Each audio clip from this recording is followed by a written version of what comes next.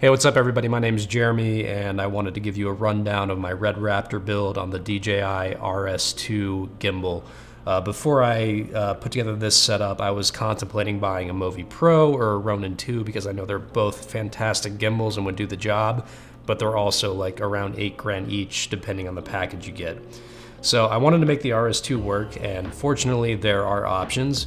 Tilta makes this awesome ring grip for the RS2, which allows you to mount your V-mount battery on the ring itself and put a monitor up top. So that takes enough stress off the RS2 gimbal motors to make a camera the size of the Raptor with a reasonably sized lens actually manageable. So yeah, let me walk you through this and explain my logic a little bit further. I also want to give a quick shout out to the RED DSMC3 Facebook group. Some people on there already posted their builds with a similar setup with the Tilta ring. Without their knowledge of already trying these things, I probably wouldn't have even thought of it. So big thanks there to people on the internet that helped me. Also, I think this applies to more cinema cameras other than just the Raptor. Any cinema camera that's sort of right on that line of will the RS2 motors work for it, or do you need a bigger gimbal? This could be the setup for you depending on the dimensions of the camera. Here are a few example shots with this current setup.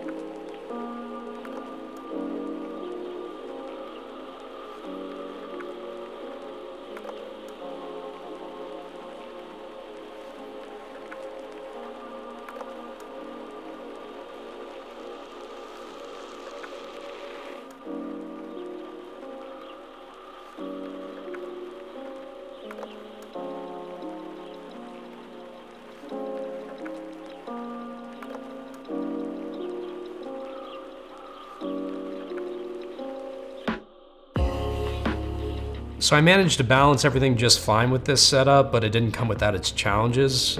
Because the Raptor has an RF mount and I use EF lenses, I have to use the RF to EF adapter from Canon or wherever, and that just adds so much extra length in the front, which often makes the camera really front heavy.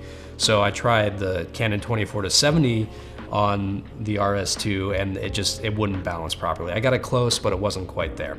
So I opted for the Sigma 24mm art lens, and that worked fine.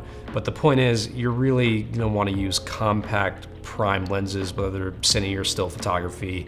They should be compact, and then I think you'll be able to manage with this setup. So I thought about keeping the V-mount battery just on the camera itself. It's like the lens is front heavy, needs some weight on the back to balance properly, but it just didn't clear the motors. And I know you can use counterweights and make a rig that works fine, but my main goal is to keep my camera setup nimble for what I wanna do, so I can take it off the gimbal, throw it on sticks, and not have to rebuild the entire rig. Another thing I needed to do was get long enough cables to connect the RED to power. Shout out to Ignite Digi for their D-Tap to 4-pin LEMO camera for DSMC3 cameras. Unfortunately, I didn't realize actually how short it would be. It's a very high quality cable, but it's pretty short, so I had to get a D-Tap male to female extender to make it work.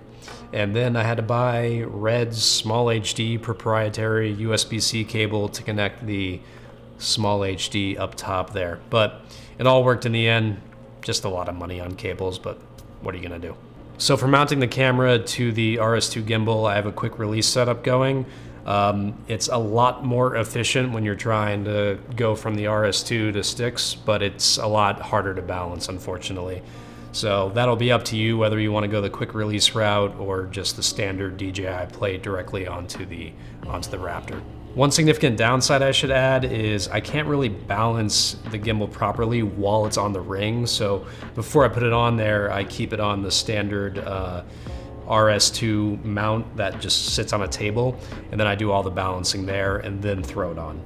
I don't balance it with the cables on because it just makes it more confusing for me. So I add the cables later while it's on the ring and then plug in the monitor and all that. So I know that doesn't make it perfect, but I got it excellent across the board, outside the ring, put it on the ring, cables added, and for my purposes, I feel like that'll be close enough and the motors can do the rest of the work, but definitely not perfect, unfortunately. So lastly, what are my purposes with this setup? Why did I not put a cinema lens on here or a follow focus or anything beyond just difficulty to balance? Well, I'm going to Iceland in a couple of weeks, and my main reason for this rig, I want 8K R3D files of a lot of beautiful natural locations just to establish them in like a wide format with a gimbal, have like nice dynamic moving shots, and this is going to be sufficient. The autofocus is going to help with the Raptor. The Sigma has autofocus. It's a compatible lens there. I won't have an AC with me. So for my purposes, it'll be just fine. I definitely wish though in the future I can set this up properly with a follow focus and proper cinema glass to do narrative content and some more, I guess, in-depth documentary work if I have an AC with me. But for me, this should work. I'm not planning on shooting at like an f2.8 or anything. It's gonna be like a 5.6 to an 8. And if the autofocus on the Raptor doesn't work well enough, then I can just set the lens to almost infinite focus and I'm sure it'll be fine for like super wide establishing shots. So yeah, that's my logic. That's why I did all this. Just for that. It's gonna be awesome though. Super awesome. Thank you so much for listening to me ramble on about this Raptor RS2 setup. I do appreciate it. I have a lot more videos I want to do in the pipeline, just testing out other gear and some travel stuff I want to do. Unfortunately, doing a lot of this solo is almost impossible. I'm in New York City. The Omicron surge has been absolutely insane. I got COVID. My coworkers, Derek, Mateo, they all got COVID, so I just haven't been able to work with other people to do these videos properly. So hopefully within the next month, that'll change. Until then though, thanks again, and see you in the next video.